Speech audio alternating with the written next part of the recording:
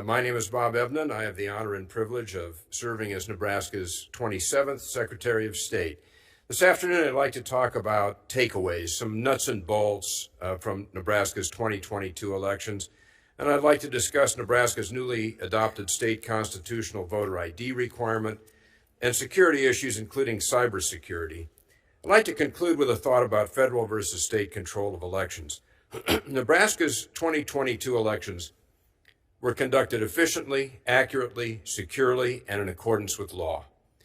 As we've done for some time, within approximately 1 month before the primary and general elections, every single ballot tabulation machine in the state was tested 3 times for accuracy by running 3 separate test decks of ballots through each machine.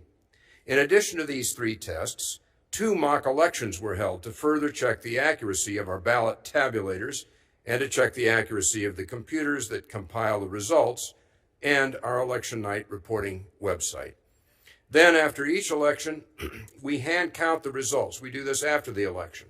We hand count the results of certain races in 2 or 3% of our precincts statewide. After the 2022 general election, we expanded this audit to include 10% of our precincts statewide.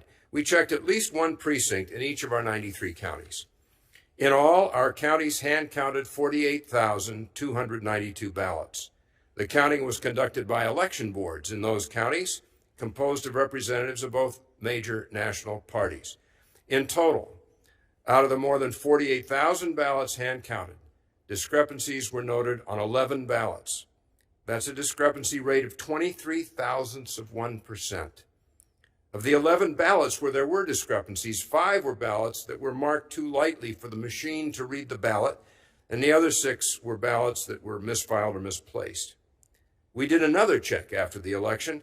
We found that 682,745 voters across the state were shown on the voter rolls as having cast a ballot. Those are kept by our county election officials.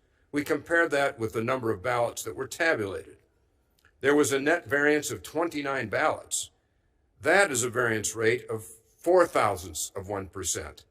To the best of my knowledge, none of the variance was attributable to machine error. So in Nebraska, in my view, our election officials across the state did an exemplary job of conducting an accurate and secure election.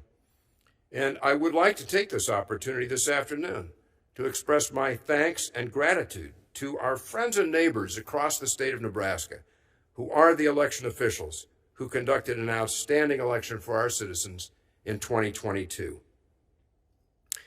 Now, in that election in November 2022, Nebraska voters overwhelmingly enacted an amendment to our state constitution requiring the presentation of a photo ID before casting a ballot.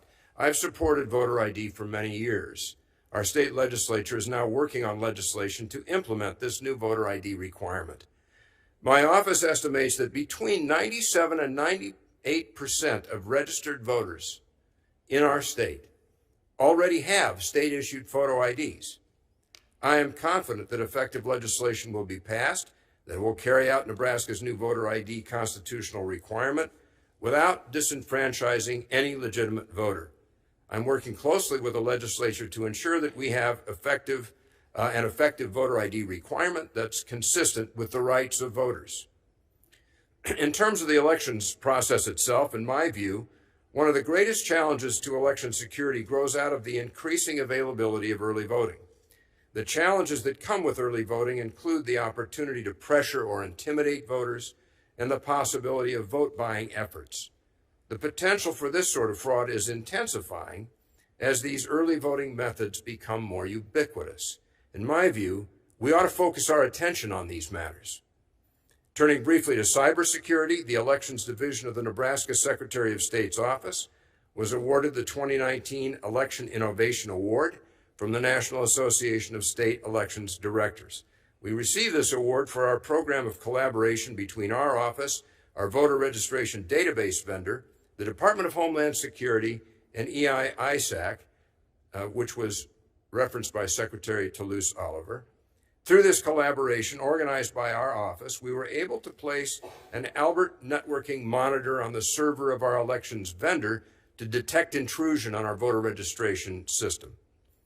And finally, permit me to observe that under the U.S. Constitution, elections have been left to the sound discretion of the state legislatures.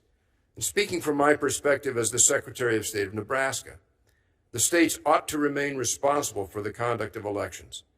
Issues affecting the conduct of elections can be and ought to be resolved by the state legislatures.